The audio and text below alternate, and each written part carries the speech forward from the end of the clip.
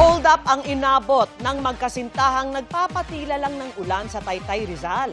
Tinutukan sila ng baril at patalim, sabay tangay sa kanilang motorsiklong katatapos lang hulugan. Nakatutok si EJ Gomez. Kuha sa CCTV ang magkasunod na pagparada ng dalawang motorsiklo na yan sa Barangay San Isidro, Taytay, Rizal pasado alas 12 ng madaling araw noong Miyerkules. Bumaba ang mga rider at kanilang mga angkas. Di na nakuna ng CCTV pero ang mga lalaki nang hold up daw ng magkasintahan sa madilim na bahagi ng tabing kalsada ayon sa barangay. Medyo alanganing lugar po. Doon po nagpapatila ng ulan yung mga biktima. Siguro yung mga biktima po ay nakita ng mga suspect bumaba. Ayun nga po, tinarget po yung dalawang magjowa. Wala pang isang minuto, nagtakbuhan pasakay ng motorsiklo ang mga lalaki. Ang isa sa kanila, minaneho ang ninakaw na motorsiklo ng mga biktima.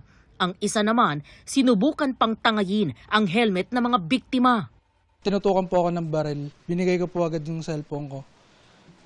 Sabi po, huwag kaming kikilos ng masama or huwag gagalaw. Then, nung kinukuha po yung susi ko, tinutukan po ako sa ulo bigla. Tapos tinulak po yung girlfriend ko para makuha yung cellphone niya sa kanya. Ang ibang kasamahan nanutok din daw ng patalim. Sabi po ng isa doon na nanutok sa akin ng baril na, sige, saksakin mo. Tapos napatingin po ako sa likod. Hinugot po yung susi sa akin. Napilitan na lang po ako na ibigay. Kasi ando na po yung Kaysa naman po buhay po namin yung mawala. Natangay ang motorsiklo ng mga biktima na nagkakahalaga ng 180,000 pesos na katatapos lang daw hulugan noong Marso. Nakuha rin daw ang dalawang cellphone at wallet na naglalaman ng 300 piso at ilang ID kabilang ang lisensya. Inireport ng mga biktima ang insidente sa Taytay Police. Sa follow-up operation at backtracking ng pulisya, nakitang dumaan ang mga sospek sakay ng motorsiklo sa Cainta, Rizal. Mahigit 1 oras kasunod ng pang-hold up. Kitang-kita po doon na dinadrive po nila yung motor ko. 4 pa rin po sila. Patuloy ang pagtunto ng mga otoridad sa mga sospek na nahaharap sa reklamong paglabag sa New Anti-Carnapping Act of 2016.